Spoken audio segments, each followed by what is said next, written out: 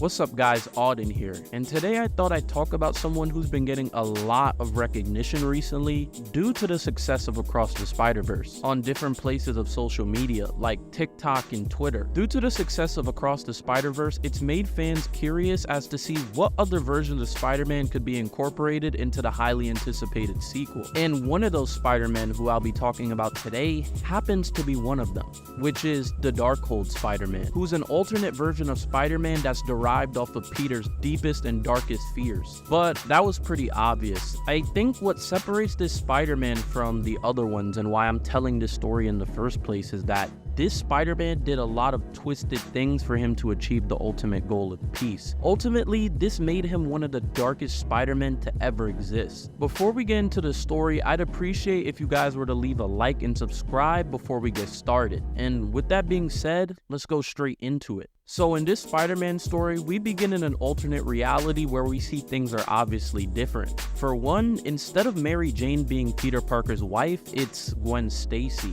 And Peter's due to meet her for their anniversary at 7:30 p.m. And like any normal Spider-Man story, we see him swinging and doing normal activities. But there's also something that's noticeably different. We learn that this Spider-Man's world is unraveling on itself, and this is due to an event that's also called the Unraveling, which is transforming normal people's faces and mutating them into zombie-like creatures, also causing them to mutilate. And because of this, it's Peter's job to keep the world together so that it doesn't unravel on itself. So he spends countless days and nights webbing the city together, and it results in him being really tired and fatigued at the end of it. Peter himself even acknowledged that nobody knows why or how this unraveling thing even happened in the first place. So that's pretty much confirmation to me that there's no cure yet for this disease, or whatever it is. They're still trying to understand the specifics of the unraveling. And for me to show you guys how bad this unraveling thing really is, here's an example from the one-shot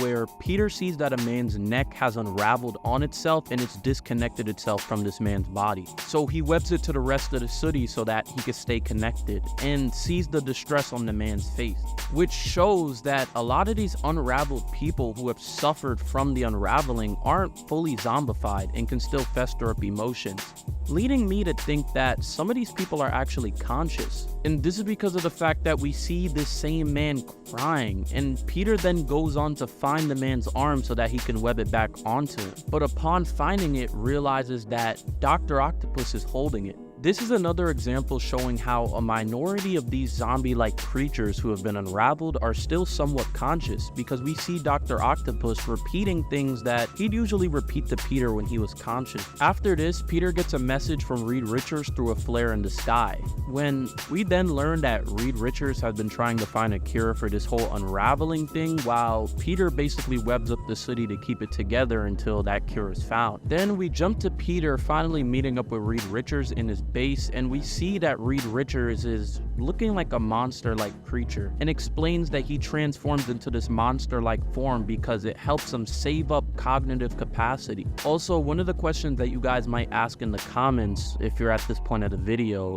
is, why isn't Peter affected by the unraveling? Well, it says it right here.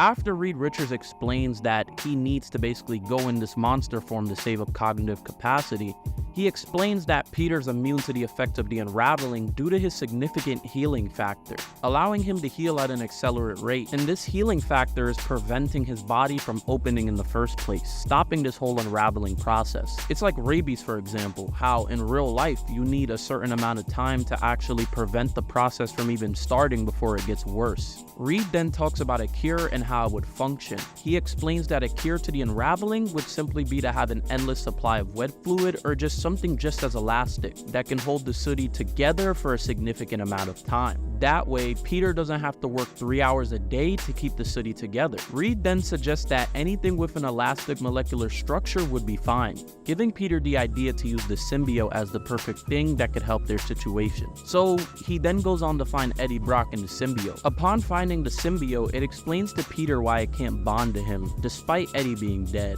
It goes in depth about how its connection to Eddie made it feel feel better and value life on a different level, while others neglected it. So when Peter explains that it needs its help, the symbiote kind of denies him. This is when Peter realizes that he's late to his anniversary with Gwen, so he rushes over to her, and you can see that she's not answering Peter's call. And that's when Peter says he's feeling a bit of deja vu. This is kind of a tie back to Gwen Stacy's original death in the comics, and it's kind of heavily implied that she's about to die in this comic anyway.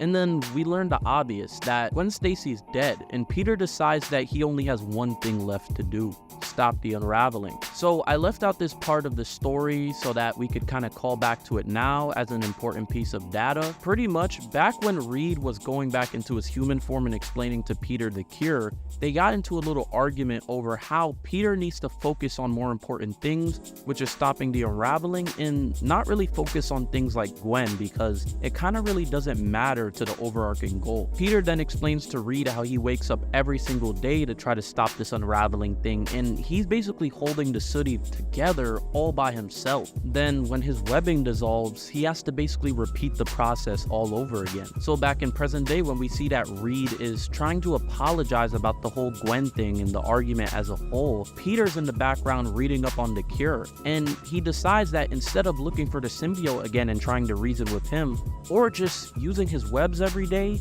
he takes the easy way out and sedates Reed and uses his elastic molecular structure to hold the city together. He then fixes the unraveling, and Reed tries to plead with him, saying that it hurts because of the fact that Peter stretched out his whole body throughout the city. Now back to earlier in the one-shot where Peter and Reed are having their argument, Reed says something of the likes of, "You have a responsibility to this city." So when we cut back to current day and this moment is happening and Peter is basically smiling at Reed while he's in pain and agony over having to stretch out his entire body to save the city, Peter says the same thing to him: "You have a responsibility to this city."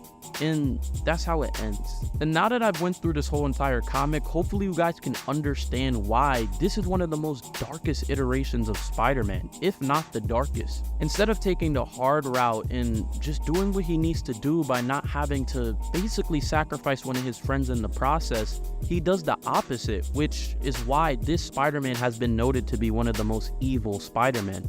And it's a little bit out of character for Peter Parker to act like this. And it kind of makes sense why this story as a whole would be derived off of Peter's biggest fears. Him using that great power and responsibility to do obscure things like this, which I don't think would be what Uncle Ben wanted. But if you guys like this video, I'd ask again if you guys could please leave a like and subscribe. And very soon I'm going to be touching on some other Spider-Man topics. I just ask that in the comments you guys leave some things you'd want me to talk about. And with that being said, I guess that's it. I'm out.